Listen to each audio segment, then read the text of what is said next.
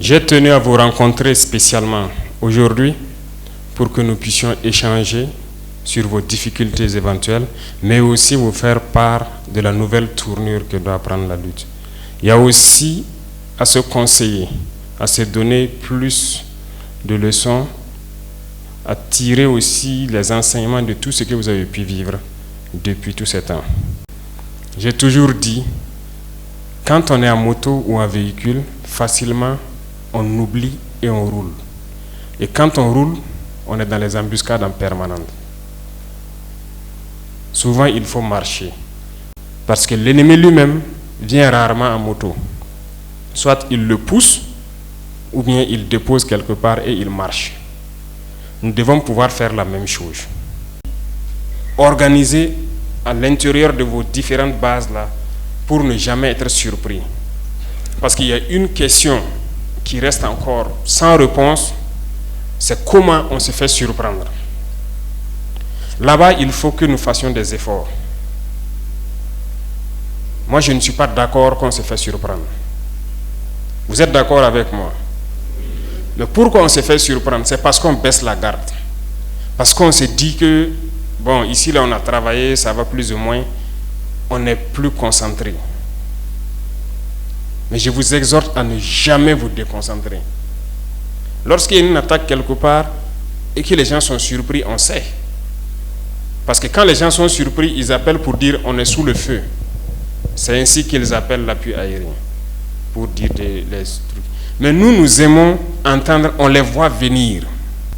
Lorsque vous n'êtes pas surpris et que vous avez le temps de nous dire qu'on les voit, ça vous permet, vous, de prendre les dispositions pour combattre et aussi au drone de pouvoir agir. Je peux vous rassurer qu'au jour d'aujourd'hui, nous avons plus d'une vingtaine de drones de combat au Burkina. Donc il n'y a pas de raison que vous soyez surpris. Et quand on dit des drones de combat, ils sont là pour appuyer.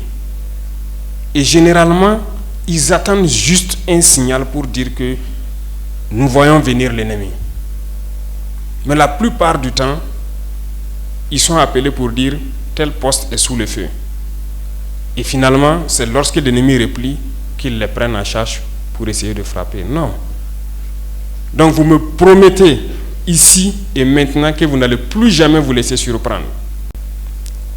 Nous n'avons pas payé des drones de combat pour que ça chôme. Nous les avons payés pour que vous puissiez guetter et nous dire on les voit. Ils sont en train de venir où il y a ci, il y a ça. Sinon on allait se mettre à payer des drones d'observation seulement, qui sont moins coûteux. Nous voulons les voir et les éliminer. Donc, ne dormez pas. Qu'il pleuve, qu'il vente, ne dormez pas. Sous la pluie, on ne dort pas.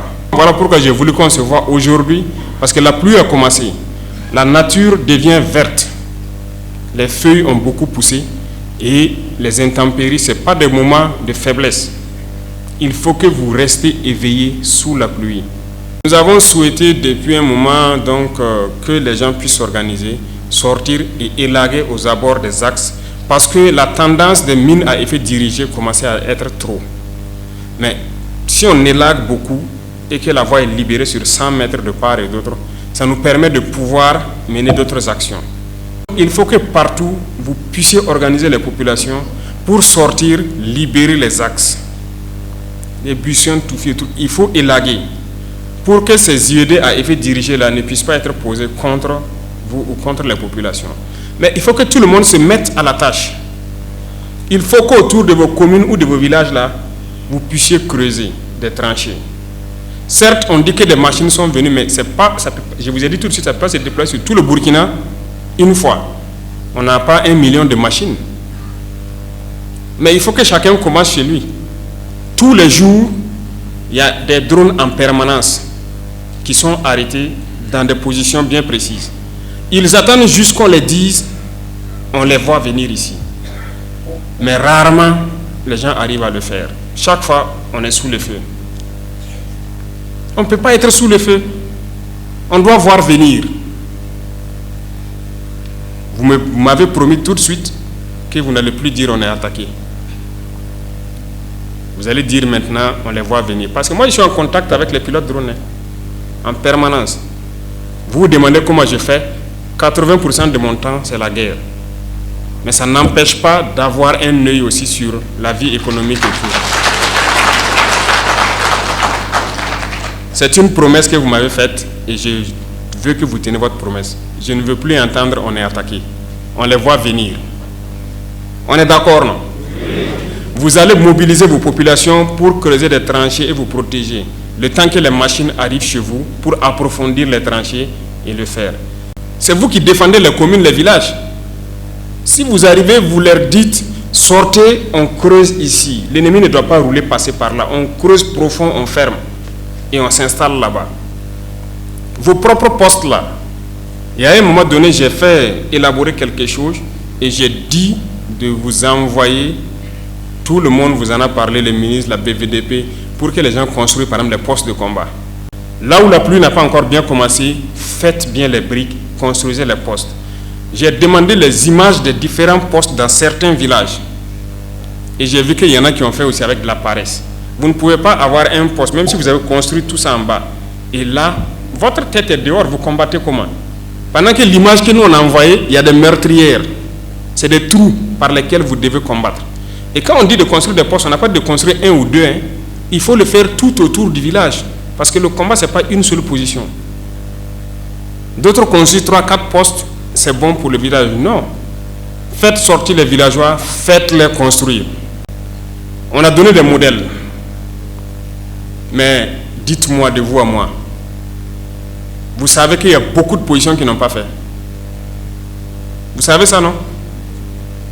Qu'est-ce que je fais? Je dois venir construire moi-même à votre place? Mais si je vous dis que ce truc a été pensé dans mon bureau et j'ai attrapé un jeune officier qui a fait le modèle 3D et on a diffusé. Et j'ai dit aux différents chefs de veiller à ce que ça soit fait. C'est parce que même à chaque instant, on pense à vous.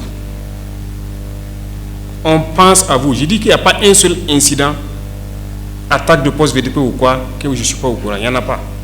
Malheureusement, dans certaines zones, les gens ont refusé de céder eux-mêmes. C'est incompréhensible pour notre propre vie. Qui doit vous payer? Après, on crie encore qu'il y a un minimum de choses qu'on doit pouvoir faire nous-mêmes. Je vous ai dit que la plupart d'entre vous, comme moi, nous sommes nés dans un système attentiste où on attend beaucoup des autres. Mais qu'est-ce qu'on fait nous-mêmes pour notre pays? C'est ça, c'est cette question qu'il faut se poser maintenant. Moi, quand j'ai appris ça, j'ai été un peu déçu. Il dit, comment est-ce que pour vous protéger vous-même, vous demandez à ce qu'il vous paye? Il va avoir l'argent pour vous payer. Sortez, creusez. Il y a certaines communes que j'ai suivies où j'avais dit ça de sortir, creuser. Ils ne voulaient pas, ils sont restés. Il y en a même qui sont sortis marcher sous la manipulation. Il dit, d'accord, vous allez creuser. Une semaine après, ils ont creusé. Aujourd'hui, ces communes sont plus ou moins en paix. De toute façon, soit l'ennemi vient, il se bute à votre obstacle que vous avez créé, et puis vous avez le temps de le combattre là-bas. S'il vient pour fermer, vous devez être là. Parce que si vous creusez, ça ne veut pas dire qu'il faut dormir. C'est l'empêcher de pouvoir rouler et arriver là où il veut. Et là où il doit passer là, il faut que vous soyez en permanence là. S'il vient pour forcer, pour refaire vos travaux, vous devez les abattre. Mais une fois que vous êtes surpris, vous n'êtes plus homme. Pour reprendre le dessus, c'est difficile. Et quand on voit des choses comme ça, ça fait mal. Même si vous avez une arme collective et que votre défense n'est pas bien, l'ennemi peut rouler jusqu'à votre poste. Ce n'est pas bon. Même si vous avez construit ce qu'on vous dit de construire là, 100 mètres devant là, il faut que vous fassiez des tranchées. S'il veut rouler en combattant, il doit tomber dedans. Ou bien il s'arrête là-bas, il descend pour essayer de traverser. Et vous avez le temps d'ajuster vos tirs.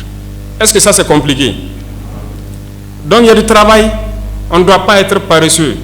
Il faut mobiliser la population. Ce n'est pas vous seul votre travail. Il faut que toutes vos populations la comprennent, que vous décidez de vous sacrifier pour eux. Donc quand vous leur dites de sortir travailler, ils doivent sortir. L'autre jour, il y a eu une attaque. J'ai suivi tout et j'ai cherché à savoir qu'est-ce qui s'est passé. Les gens étaient surpris. Non. Quand vous avez une arme collective, la première des choses, vous ne devez pas être surpris. Vous devez voir l'ennemi et vous apprêter à l'affronter. Chaque fois, c'était attaqué, attaqué, attaqué. J'ai dit aux pilotes d'aller filmer pour me montrer. Est-ce qu'ils ont construit les postes? Est-ce qu'ils ont creusé? Non. Il n'y avait pas grand-chose, il n'y avait rien. Donc, on va vous forcer et vous allez les forcer. Désormais, c'est comme ça.